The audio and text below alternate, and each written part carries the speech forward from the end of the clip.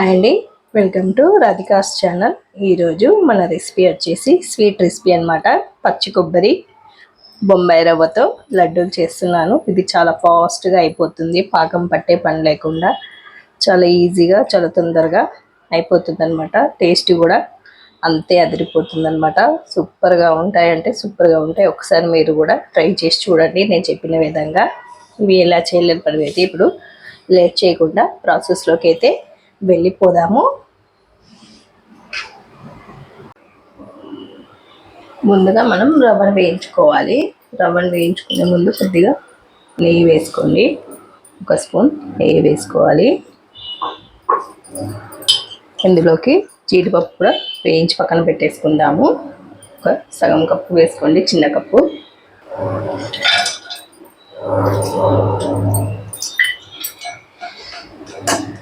కొద్దిగా మందంగా ఉన్న కడాయి కానీ గిన్నె కానీ తీసుకోవాలి వేయించుకోవడానికి, రవ్వను వేయించుకోవడానికి. ఇలా జీడిపప్పు వేగిన తర్వాత ఒక ప్లేట్లోకి కానీ గిన్నెలోకి తీసేసుకుందాము. మీ దగ్గర కిస్మిస్ ఉంటే కిస్మిస్ కూడా వేయించుకోండి. ప్రస్తుతానికి నా దగ్గర కిస్మిస్ లేదని వేయట్లేదు, ఉంటే వేసుకుంటే బాగుంటుంది. జీడిపప్పు వేగిపోయింది, తీసేసుకుందాము ఒక చిన్న గిన్నెలోకి. ఇప్పుడు పక్కకు పెట్టేసుకుందాము. ఇదే కడాయిలోకి 1 కప్పు వరకు బొంబాయి రవ్వను వేసుకోండి. మంటను తగ్గించుకొని వేయించుకోవాలి.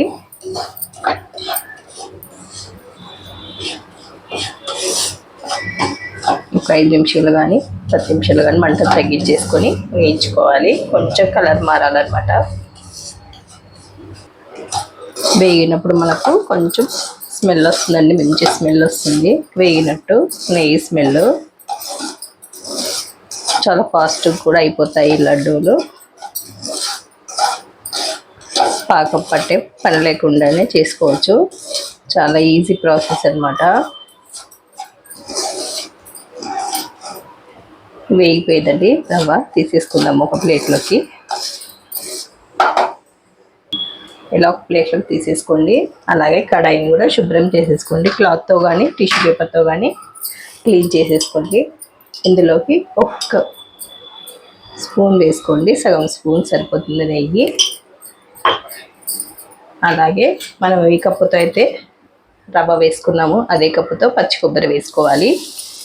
ఇది కూడా కొంచెం వేగనివ్వాలి కొబ్బరిని. కొబ్బరి వేగితేనే మనకు రవ్వ లడ్డూలు అనేది కొద్ది రోజులు ఎక్కువగా నిలువ ఉంటాయి. లేదంటే పచ్చి పచ్చిగా ఉంటే మనకు తొందరగా పాడైపోతాయి లడ్డూలు. అందుకోసం కొంచెం ఫ్రై మంచిగా కావాలన్నమాట కొబ్బరి అనేది.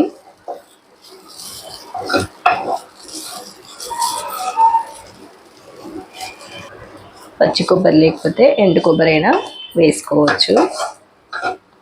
పచ్చి కొబ్బరి చిన్న ముక్కలుగా కట్ చేసి మిక్సీ పట్టుకుంటే సరిపోతుంది.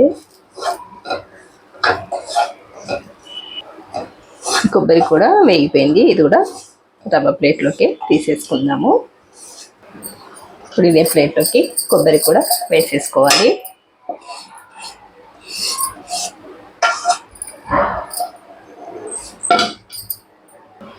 ఇప్పుడు ఇక కొబ్బరి రవ్వ 2 పక్కన పెట్టేసుకుందాము. మిక్సీ జార్ తీసుకొని చిన్న మిక్సీ జార్లోకి చక్కెర వేసుకోవాలి. ఏ కప్పుతో అయితే మనం రవ్వ తీసుకున్నామో అదే కప్పుతో సమానంగా తీసుకోవాలి. చక్కెర కూడా మిక్సీ పట్టేసుకోవాలి.